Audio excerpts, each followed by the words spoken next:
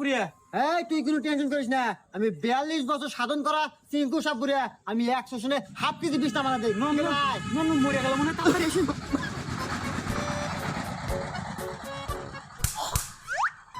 ইস বাপু, তুমি যদি আমাকে 2টা মিনিট আগে আনতে, তাই আমার এই বিষ আমার আয়ত্তে থাকে, আমি বিষ নামাতে পারি। কিন্তু এই বিষ আমার আয়ত্তে আর নাই। এই বিষ চলে গেছে পদ্মা দেবীর আয়ত্তে, আর সাথে মারাও গেছে।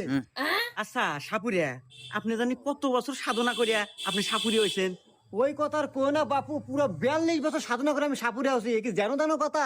হ বাপু, খুব কষ্ট তাই না?